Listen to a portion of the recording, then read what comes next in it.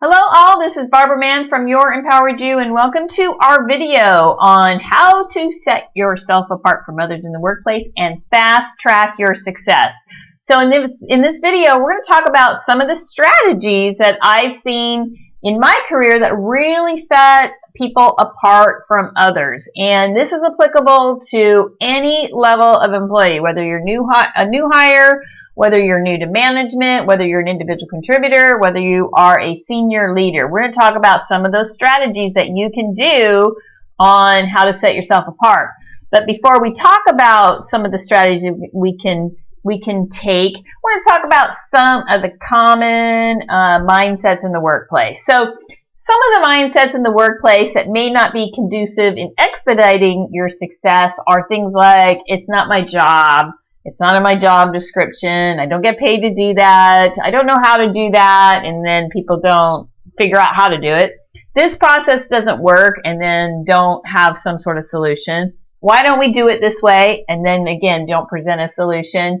There are no opportunities for growth, or I'm bored. So you kind of get the idea of the people who maybe their success isn't as fast as they would like, or maybe they're stagnant. They kind of have some mindsets that may be disempowering them to really what is possible. So let's talk about the first strategy on how to really set yourself apart, and that is doing the right thing when no one's looking. This is our first strategy, and this is taking the initiative on small issues without being asked, where you don't necessarily need management approval to go and do something. So it could be a small task, like maybe there's some sort of something that needs to be organized that no one's taken the initiative to do. Maybe there's some spreadsheet that needs to be created just to organize vacations or something.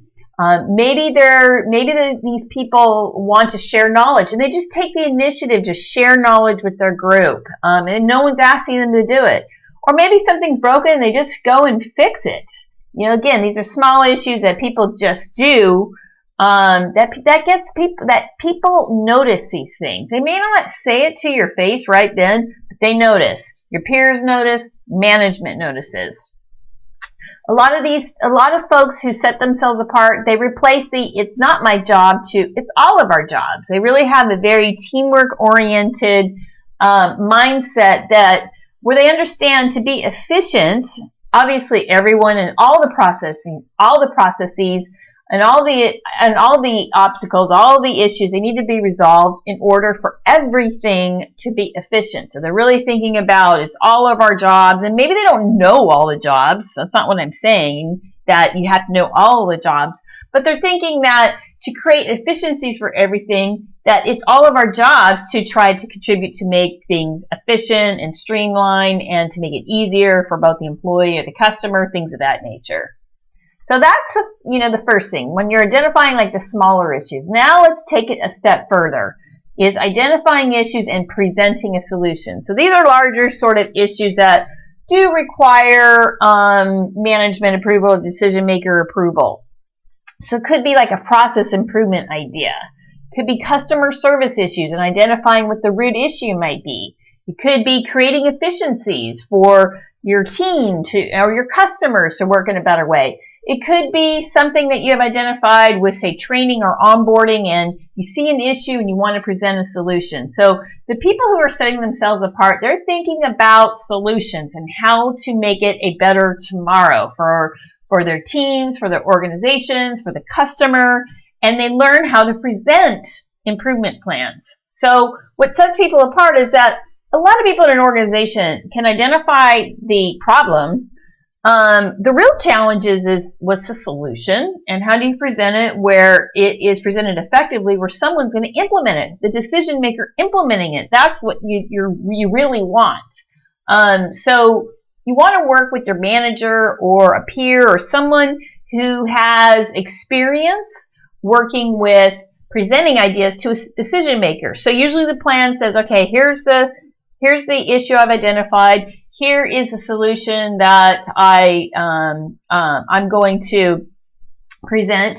Here are some of the interdependencies that I know will be affected and be impacted, or other teams, because for every action there's a reaction. So someone who's learning how to present an improvement plan is starting to think about, okay, if I do this, what's going to happen here? And they already have those sort of questions answered for a decision maker.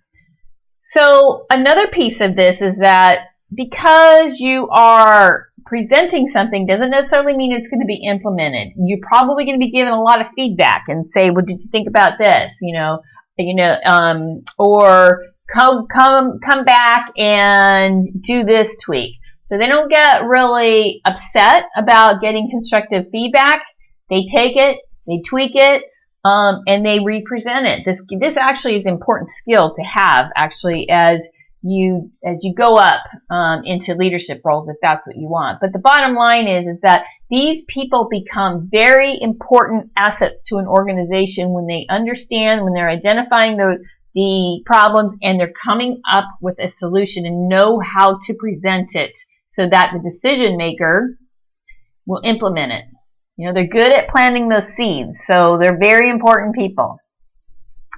Let's talk about learning as much as possible. So again, this is another strategy. Learn, learn, learn, learn. Learn and grow. Learn as much as possible. Learn your role first, obviously, and when you're ready, start learning under other roles. You may not be doing the actual role, but learn what other roles are doing. Learn how there's all these interdependencies going on and all the processes. What's the holistic organizational chart look like? Who's doing what? What did they do? And if you don't, know how everything works, ask for a mentor. It could be a senior leader. It could be a C exec. Ask your manager, hey, I want to learn more about how this organization works, so that you have a good understanding of all these interdependencies, and you can start kind of branching out and taking a peek at this department and how it's dependent on your department. But learn as much as possible. Enroll in some of the offered learning that's available through your company. Apply or obtain applicable certifications. Take advantage of tuition reimbursement programs. But again, knowledge is power. So learn as much as possible. And if you're asked to learn something new, say yes. The more that you say yes to opportunities without stretching yourself too thin, so know what your boundaries are, is going to help you. Because the more that you accept and you say yes, they're probably going to ask you more and more. But don't spread yourself too thin, because then you get frustrated and all that. But if it's something that someone's asking you, hey, so-and-so, do you want to learn how to do this? Or do you want to, understand how this works? Say yes. Always say yes to all those learn and grow opportunities. Which brings us to becoming the utility person. So when we start learning about other roles, we become the jack of all trades. We start developing the reputation of the ability to be plugged into multiple roles, and we do well. And that is the reputation that you want. When you start developing that reputation, it's key, because people will put you in the roles with the understanding that that, hey, if I'm in over my head, I know when I need to ask for help. I know what resources that I need to bring in to help me. Because again, when you're being challenged, it doesn't mean you're going to know it. It means that they have confidence in you, that you'll figure it out, whether it's asking someone for help, you're reading up on a resource. It's just about getting the resources together. But being that utility person who you can plug in anywhere is an enormous asset to an organization. You don't see this very often, and I've only had like a few people in my career where you can really count on, where you can just plug them in and they just get it, they do well, and they move on, which is good for a manager. You want your people to move on to bigger and better things. But what's good for the person who's the utility person, you're not bored. You get variety. You're always going to be challenged. And you may be like, oh my God, how in the world am I going to get that done? But when you have that confidence, you know what resources to bring in. You know when you need to ask for help. You know your manager or whoever is going to be there to help you. And that's a good thing. Again, I talked in another video is when you ask for help, it's a sign of strength and not weakness. because people know, hey, if that person gets in over their head, I know they're going to ask me the right question. That's a good talent to have.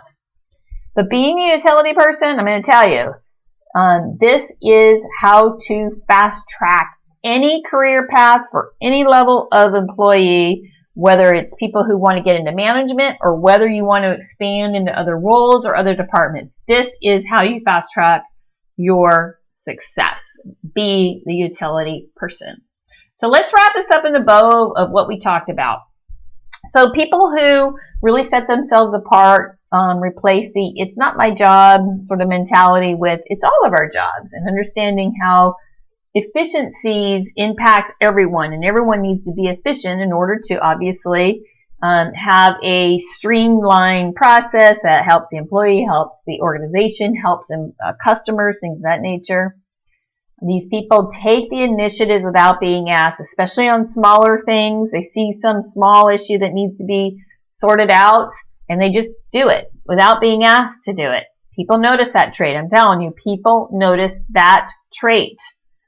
Now we talked about identifying larger issues that do need management approval and presenting improvement plans and solutions. You know, again, we can all Monday morning quarterback this, that, and the other. But here's the deal. You need to have the solutions, and you need to have the decision maker listen to the solutions. And there's a way to go about doing that. And if you don't have the skill set, your manager or some other person can help you with that. Talked about learning as much as possible. Learn. Learn your role. Learn another person's role. Learn another department's role. Take the online courses, but learning is key to obviously growth and going into being the utility person that we talked about, which is an enormous asset. I can't stress that one enough. When you have that utility person that you can just plug in anywhere, oh my gosh, it is so fantastic to have someone like that. And what happens is it helps a person be challenged. They have variety, they don't get bored, and their career path wide open to whatever they want to do because they're identified as top talent. That you can count on that person being able to do well in any role that you put them in. So I hope you've enjoyed our video on how to set yourself apart from others and really fast track that success. So for additional resources or to schedule a session with me, please visit my website at www.yourimpoweredyou.com. You can email me at bman@yourimpoweredyou.com, or you can call me at 916-633-2555. And I thank you very much and have a very empowered day.